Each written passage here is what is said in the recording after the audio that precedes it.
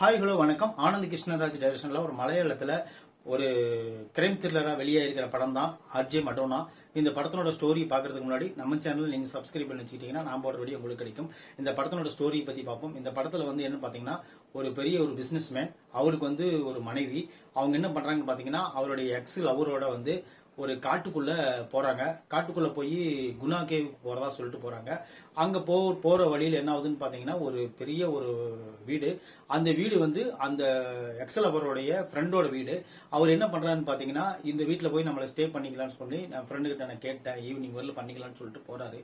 போன உடனே சாவி இருக்கு, அது எடுத்து உள்ள போயிடுறாங்க. உள்ள போனதுக்கு அப்புறம் தான் தெரியுது அது ஃப்ரெண்டோட வீடு கிடையாது, அது வேற ஒருத்தரோட வீடு. அவர் என்ன பண்றாருன்னு பாத்தீங்கன்னா அவரு அதாவது எக்ஸல் அவர் அடிச்சு போட்டு இந்த பொண்ணு கட்டி போட்டுறாரு. கட்டி போட்டோடனே அதுக்கப்புறம் நடக்கிற ட்ராஜடி டிராமா தான் இந்த படத்தினோட ஸ்டோரி. இது ஓபன் பண்ணும்போதே ஒரு நடிகை கிட்ட ஒரு இயக்குனர் கதை சொன்னா எப்படி இருக்கும் அப்படிங்கிற மாதிரி இந்த கதையை ஆரம்பிப்பாங்க. இந்த கதையை ஆரம்பிச்சு கொஞ்ச நேரத்தில் பாத்தீங்கன்னா ஓரளவுக்கு பரபரப்பா போற மாதிரி இருக்கும். அதுக்கப்புறம் பாத்தீங்கன்னா டெத் ஸ்லோ ஆயிரும்.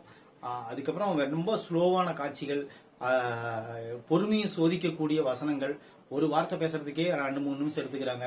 அப்புறம் ரொம்ப ஒரே ரூமுக்குள்ள நடக்கிறதுனால கதை அவ்வளவோ ஒன்றும் சுவாரஸ்யம் இல்லாத போயிடுச்சு.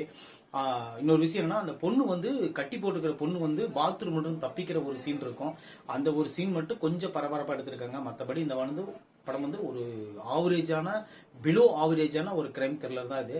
உங்களுக்கு டைம் கிடைச்சா இந்த படத்தை பாருங்க, இல்ல டைம் கிடைக்கலாம் விட்டுருங்க, ஒன்றும் பிரச்சனை இல்லை. இந்த படத்துக்கு ஒரு 40 மார்க், 35 to 40 மார்க்குள்ள கொடுக்கலாம். உங்களோட விருப்பம் இருந்தா இந்த படத்தை ஒரு டைம் பாருங்க. தேங்க்யூ.